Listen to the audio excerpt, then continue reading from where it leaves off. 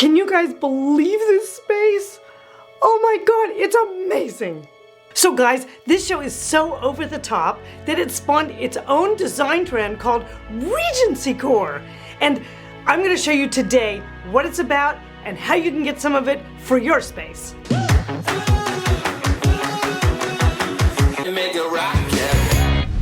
I am just so obsessed with this show. You have no idea. I can't stop watching it. The sets are divine. Oh, hey. Oh, it's Lisa. Oh, my wig. I forgot to take it off. Hey, welcome back, guys. It's Lisa, and today is all about Bridgerton, the show, and their fantabulous sets. So we're gonna jump into my history book to find out more about this super groovy style. Once upon a time, there was a young king named George IV, but he wasn't king yet. He was still the proxy, but he had to take over because his father had fallen ill, George III. So it fell to him to govern the nation for a period of like 11, 12 years. So from 1811 to 1820, young George IV, otherwise known as the Prince Regent, and that's where the style gets its name. It's known as the Regency period. So during this period from 1811 to 1820, England was in an absolute golden age. Oh my God, and the prince was considered the man about town, let me tell you. He was extravagant, had very refined tastes. Oh my gosh. Look at some of these rooms, look at some of these buildings. They are amazing.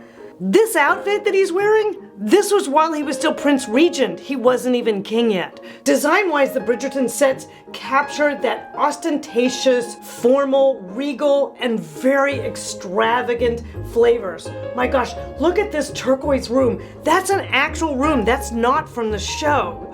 So you can see that these other pictures of the show are just absolutely on par with what was happening at the time. So now let's dissect these sets just a little bit so that we understand what it is we're gonna pull from it to put in our places. This first picture, oh my God, the Duke of Hastings' home. The outside alone, I could just live in a shed outdoors. It's amazing. But then the entry hall, oh my God, with that cupola and all of those paintings and the gold everywhere, that's insane. So opposite of the Duke of Hastings residence, you have the Bridgerton residence. Now, the Bridgertons were old money, and so they were a very established family. Their taste selections were very different. You can see everybody has these gorgeous high ceilings, but notice their color palette. It's much cooler, it's softer, pastels. Oh my God, the set designer and the costume designer correlated so that the costumes and the sets were the same tones so that everything looks amazing. So you can see that there's very neoclassic clean lines, beautiful soft upholsteries, very detailed, lots of mahogany, formal drapery. Oh my gosh, there's lots here. If we pop over to the Featheringtons' residence, right? Same sort of detailing, beautiful tall ceilings, damask wallpapers and things, but note the palette change. Now the Featheringtons are new money. They're trying to get noticed. They're a little brasher. They're a little more forward in their palette selections. So you see kind of these lime greens, a couple of bright oranges, those kinds of things. They were definitely looking to get noticed, much more so than the Bridgertons. And of course we can't forget the palace, which was Queen Charlotte and George III's residence. And they were the first one in this building, and they made it completely Regency. It was exquisite. Tons of gold everywhere. Just look at the paintings, molding everywhere, the color red throughout, which was a very royal tone.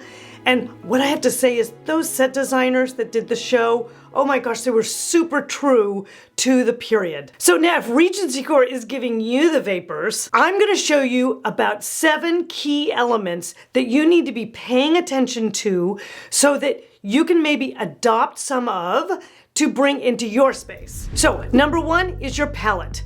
Consider pastels, consider kind of rich colors, regal, oh my gosh, used a little sparingly on that end, but definitely pay attention to palette. Number 2, tall flowing drapery. Oh my gosh, push them as high to the ceiling as you can. maybe consider a little bit of ornate detailing or maybe a tie back or two. That would be great.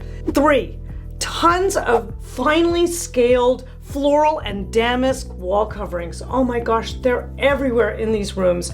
Molding, carved furnishings, all of those details speak to this period. Number 4, plenty of gilt, gold, and mirror. Oh my gosh, they loved mirror. Look at this, it's everywhere. And the mirrors that you want have that lovely, fine, neoclassic detailing to them. Number 5, ornate but sort of delicate furnishings in appropriate colors, right? If you're going with a soft blue palette or a pink palette, that's great.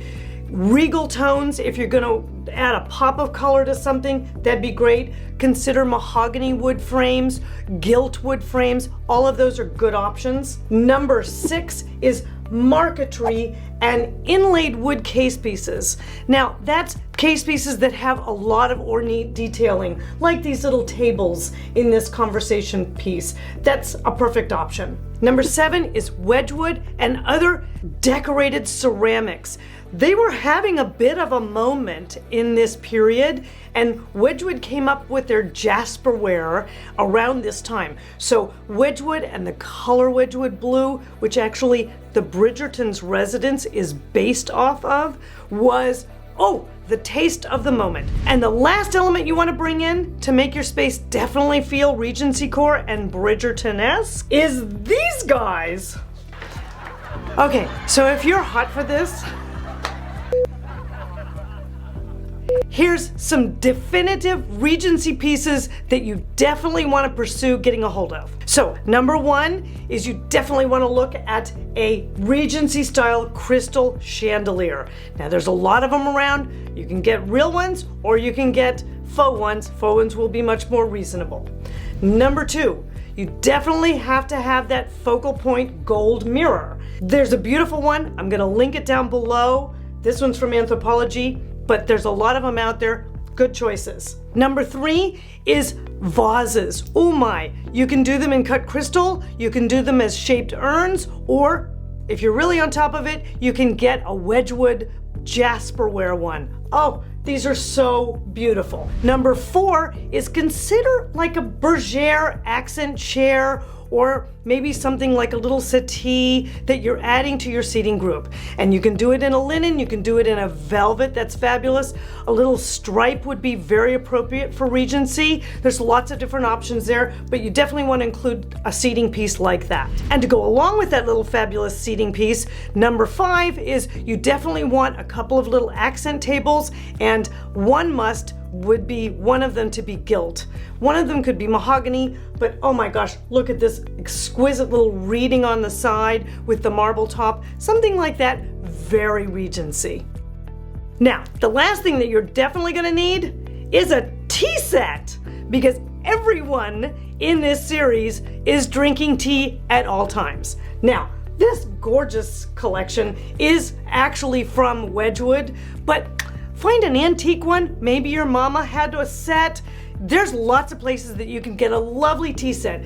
Scrape some of the bottles on your bar cart over to the side and plunk that puppy down on a tray, and you are good to go. So if you guys are as much in love with this Regencycore style as I am, you want to go to my transitional video where it's got lots of tips and how-to and explains how to blend the old and new together to make a style that's perfect for you, incorporating a little bit of this. And make sure to like and subscribe, and I'll see you guys next week.